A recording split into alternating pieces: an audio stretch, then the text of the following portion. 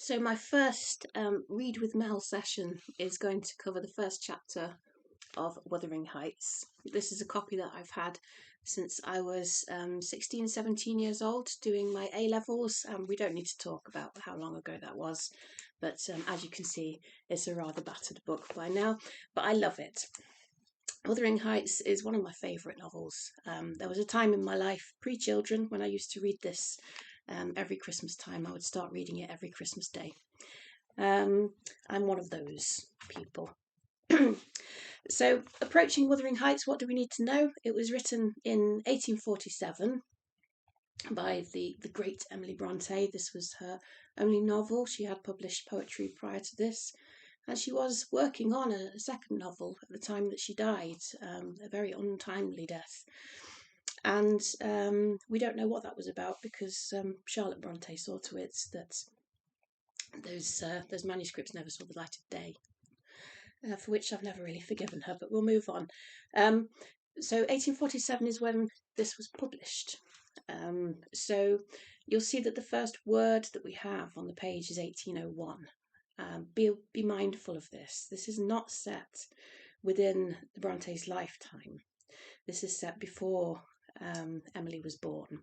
So she's going back. She's going back in time, 46 years from the time of publication, and she is using a past time. She's in particular situating this novel within what we call the Romantic period. And the first character that we meet, Mr. Lockwood, he may well have stepped out of something like a Jane Austen novel. He's very polite, upstanding member of society. He's led quite a sheltered life. He's very much an upper class gent. And he has retreated to the wild, romantic, with a capital R, Yorkshire moors for some solitude because he's a little bit heartbroken. And we'll learn all of this about him in this first chapter. So he's rented a house, Thrushcross Grange, which I find very difficult to say, Thrushcross Grange, and it's a grand house up in Yorkshire, quite a sort of open country location, and his landlord is a Mr. Heathcliff, and his landlord lives up at this little farmhouse up on the brow of the hill, a few miles from the house. And that house is called Wuthering Heights. So there we are, this is why we have the name of this book. So I'm going to do not just a flat reading of this first chapter, I'm actually going to keep stopping and giving you some hints and tips. What I'm trying to do here is to help you get into the book. It's not written in a way that's especially accessible to younger modern readers in particular, because it uses some archaisms, some phrasing that's just doesn't sit very well on the contemporary ear. And I understand that, and I'm going to do my best to try and build a bridge between the here and now and the there and then. So here we are. I shall start reading. We're listening to Mr. Lockwood. He is writing a diary. He is writing down his thoughts and impressions of the neighbourhood that he's just come to. 1801. I have just returned from a visit to my landlord, the solitary neighbour that I shall be troubled with. This is certainly a beautiful country. In all England, I do not believe that I could have fixed on a situation so completely removed from the stir of society. A perfect misanthropist's heaven, and Mr. Heathcliff and I are such a suitable pair to divide the desolation between us. A capital fellow! He little imagined how my heart warmed towards him when I beheld his black eyes withdraw so suspiciously under their brows, as I rode up, and when his fingers sheltered themselves with a jealous resolution still further in his waistcoat as I announced my name. "Mr. Heathcliff?" I said. A nod was the answer. "Mr. Lockwood, your new tenant, sir. I do myself the honour of calling as soon as possible after my arrival, to express the hope that I have not inconvenienced you by my perseverance in soliciting the occupation of Thrushcross Grange. I heard yesterday you had some thoughts—" "Thrushcross Grange is my own, sir," he interrupted, wincing. "I should not allow anyone to inconvenience me if I could hinder it. Walk in." The walk-in was uttered with closed teeth and expressed the sentiment, go to the deuce or go to the devil. Even the gate over which he leant manifested no sympathising movement to the words, and I think that circumstances determined me to accept the invitation. I felt interested in a man who seemed more exaggeratedly reserved than myself. When he saw my horse's breast fairly pushing the barrier, he did pull out his hands to unchain it, and then sullenly preceded me up the causeway, calling, as we entered the court, "Joseph, take Mr. Lockwood's horse and bring up some wine." Here we have the whole establishment of domestics, I suppose, was the reflection suggested by this compound order, because he's got to take the horse and bring up some wine, so there's just, it seems, one servant. And Mr. Lockwood is thinking, he's not very well served up here. There's not many people about. No wonder the grass grows up between the flags, and cattle are the only hedge cutters. Joseph was an elderly, nay, an old man, very old perhaps, though hale and sinewy. "The Lord help us," he soliloquised in an undertone of peevish displeasure, while relieving me of my horse, looking, meantime, in my face so sourly that I charitably conjectured he must have need of divine aid to digest his dinner, and his pious ejaculation had no reference to my unexpected advent. Wuthering Heights is the name of Mr. Heathcliff's dwelling, Wuthering being a significant provincial adjective, descriptive of the atmospheric tumult to which its station is exposed in stormy weather. Pure bracing ventilation they must have up there at all times indeed. One may guess the power of the north wind blowing over the edge by the excessive slant of a few stunted firs at the end of the house, and by a range of gaunt thorns, all stretching their limbs one way, as if craving arms of the sun. So craving arms, craving handouts from the sun, begging for the sun to somehow perhaps bless them with some nutrient, some life. Happily, the architect had foresight to build it strong. The narrow windows are deeply set in the wall, and the corners defended with large jutting stones. Before passing the threshold, I paused to admire a quantity of grotesque carvings lavished over the front, and especially about the principal door, above which, among a wilderness of crumbling griffins and shameless little boys, this might be cupids, for example, little naked boys, I detected the date 1500 and the name Hareton Earnshaw. I would have made a few comments and requested a short history of the place from the surly owner, but his attitude at the door appeared to demand my speedy entrance or complete departure, and I had no desire to aggravate his impatience previous to inspecting the penetralium being the inside of the house. One step brought us into the family sitting room without any introductory lobby or passage. They call it here the house, preeminently. It includes kitchen and parlour generally, but I believe at Wuthering Heights the kitchen is forced to retreat altogether into another quarter. At least I distinguished a chatter of tongues and a clatter of culinary utensils deep within, and I observed no signs of roasting, boiling, or baking about the huge fireplace, nor any glitter of copper saucepans and tin colanders on the walls. One end, indeed, reflected splendidly both light and heat from ranks of immense pewter dishes, interspersed with silver jugs and tankards, towering row after row in a vast oak dresser to the very roof. The latter had never been underdrawn, so the roof goes right up to, there's no ceiling. You can see right up to the roof. It had never been underdrawn. They'd never had a flat ceiling put in, so you can see right up. The latter had never been underdrawn. Its entire anatomy lay bare to an inquiring eye, except where a frame of wood laden with oat cakes and clusters of legs of beef, mutton and ham concealed it. So they're using that sort of loft space up, perhaps beyond the joists, as storage space for food to keep it away from the rats. Above the chimney were sundry villainous old guns, and a couple of horse pistols, and, by way of ornament, 3 gaudily painted canisters disposed along its ledge. The floor was of smooth white stone, the chairs high-backed, primitive structures, painted green, 1 or 2 heavy black ones lurking in the shade. In an arch under the dresser reposed a huge, liver-coloured bitch pointer, surrounded by a swarm of squealing puppies, and other dogs haunted other recesses. The apartment and furniture would have been nothing extraordinary, as belonging to a homely northern farmer with a stubborn countenance and stalwart limbs set out to advantage in knee breeches and gaiters. Such an individual, seated in his armchair, his mug of ale frothing on the round table before him, is to be seen in any circuit of 5 or 6 miles among these hills, if you go at the right time, after dinner. But Mr. Heathcliff forms a singular contrast to his abode and style of living. He is a dark-skinned gipsy in aspect, in dress and manners a gentleman.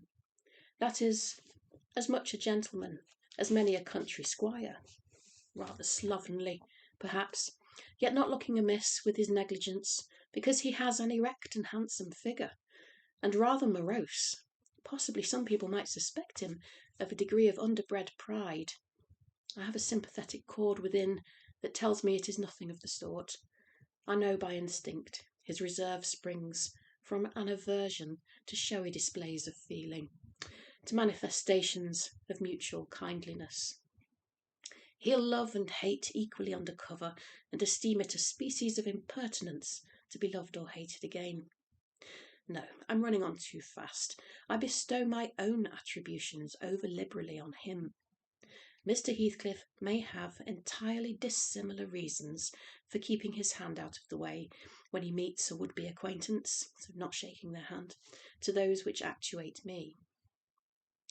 Let me hope my constitution is almost peculiar. My dear mother used to say I should never have a comfortable home, and only last summer I proved myself perfectly unworthy of one. So here Mr. Lockwood is seeing not only Heathcliff's strangeness, he's not like an average Yorkshire farmer, although we're not aware at this point exactly what Lockwood really knows of Yorkshire farmers.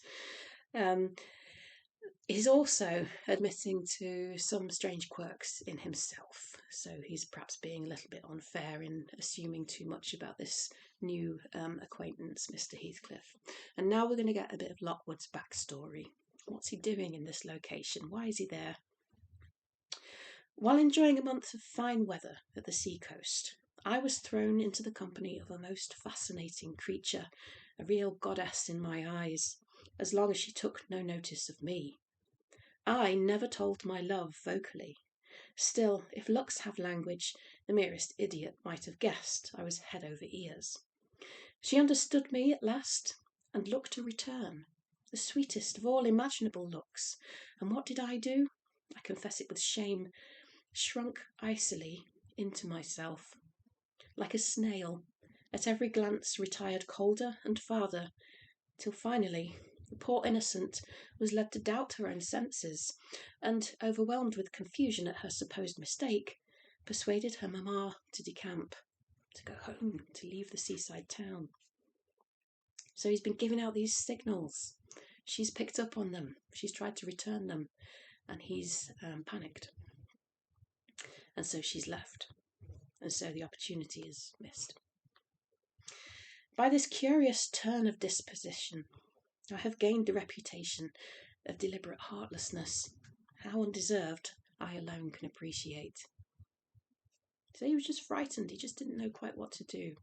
So be thinking about this, the way in which Lockwood is already revealing himself to be a perfect foil for Heathcliff. That is a character who, just by being in that text, you can draw these stark comparisons. Emily Bronte's writing here is really bringing together for us these two characters who are such massive comparisons to one another. We know exactly where Heathcliff stands. He's told us that he'll tell us everything that needs to be done.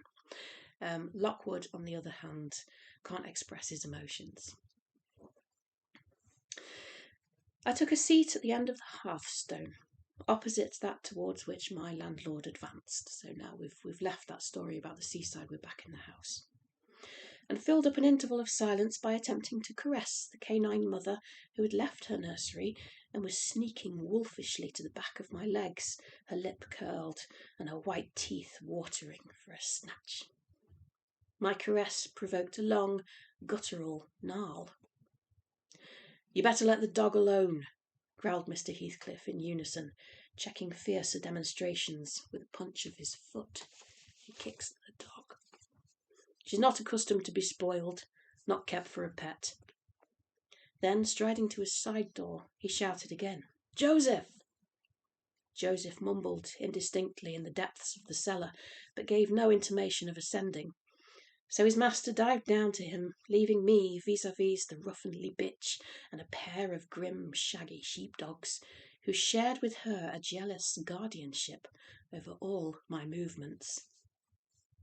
Not anxious to come in contact with their fangs, I sat still, but, imagining they would scarcely understand tacit insults, I unfortunately indulged in winking and making faces at the trio, and some of my physiognomy so irritated Madame that she suddenly broke into a fury and leapt on my knees. I flung her back and hastened to interpose the table between us. This proceeding roused the whole hive. Half a dozen four-footed fiends of various sizes and ages issued from hidden dens to the common centre. I felt my heels and coat-laps peculiar subjects of assault, and parrying off the larger combatants as effectively as I could with the poker, I was constrained to demand aloud assistance from some of the household in re-establishing peace. Mr. Heathcliff and his man climbed the cellar steps with vexatious phlegm. I don't think they moved 1 second faster than usual, though. The hearth was an absolute tempest of worrying and yelping. Happily, an inhabitant of the kitchen made more dispatch. A lusty dame with tucked-up gowns, bare arms and fire-flushed cheeks rushed into the middle of us, flourishing a frying pan, and used that weapon and her tongue to such purpose that the storm subsided magically. And she only remained heaving like a sea after a high wind when her master entered on the scene. "What the devil is the matter?" he asked, eyeing me in a manner that I could ill endure after this inhospitable treatment. "What the devil indeed?" I muttered. "The herd of possessed swine could have had no worse spirits in them than those animals of yours, sir. You might as well leave a stranger with a brood of tigers." "They won't meddle with persons who touch nothing," he remarked, putting the bottle before me and restoring the displaced table. "The dogs do right to be vigilant. Take a glass of wine?" "No, thank you." "Not bitten, are you?" If I had been, I would have set my signet on the biter, his ring. Heathcliff's countenance relaxed in a grin. He likes his spirit. He likes this side of Lockwood much better. Come, he said. "You're flurried, Mr. Lockwood. Here, take a little wine. Guests are so exceedingly rare in this house that I and my dogs, I'm willing to own, hardly know how to receive them. Your health, sir." I bowed and returned the pledge, beginning to perceive that it would be foolish to sit sulking for the misbehaviour of a pack of curs. Besides, I felt loath to yield the fellow further amusement at my expense, since his humour took that turn. He probably swayed by prudential considerations of the folly of offending a good tenant, relaxed a little in the laconic style of chipping off his pronouns and auxiliary verbs, and introduced what he supposed would be a subject of interest to me, a discourse on the advantages and disadvantages of my present place of retirement, Thrushcross Grange. I found him very intelligent on the topics we touched, and before I went home, I was encouraged so far as to volunteer another visit tomorrow. He evidently wished no repetition of my intrusion. I shall go, notwithstanding. It is astonishing how sociable I feel myself compared to him. So even though he's not wanted back up at the Heights, he's going to go anyway. He's going to try and make things good with Mr. Heathcliff. He'll win him over somehow. He will persist. So, a very innocent character who's not particularly good at reading the room, as we might say now. We're meeting Heathcliff at a time of his life where he's a much older man. We're going to get Heathcliff's backstory, and we're going to get it from a woman who currently works at Thrushcross Grange, serving Mr. Lockwood. Her name is Nelly Dean. She's a very important character. She becomes one of our principal narrators in this book, really, an inset narrator. She is going to tell Mr. Lockwood all about the goings-on up at the Heights, where she started working as a young girl, where she saw Heathcliff first come to the Heights as a little toddler. She's going to tell us all about his backstory and all about the family situation as it is now. So read on. You'll see that when Lockwood travels back to the Heights in chapter 2, there's a Catherine there. But this is not the Cathy and Heathcliff that you'll have heard of. This is the daughter of that Cathy, though not the daughter of Heathcliff. So I hope that has in some way given you a bit more access to the world, has got you into the language. I can't help smiling when Joseph is uttering his protestations, because he's just one of the most fantastically miserable characters you'll ever meet in fiction, and just enjoy him. Hopefully your edition will have some sort of little translation for some of his lines, because it's written in very thick Yorkshire dialect when we come to Joseph lines.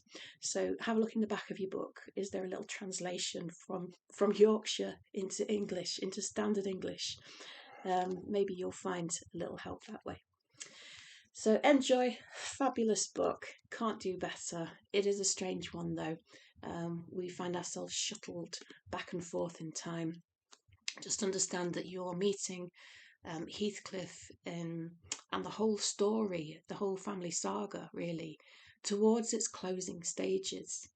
Nelly is going to take us back almost a couple of decades, back to a point when the family was much younger and people who are now dead were living. And we'll find out the backstory from her. Enjoy.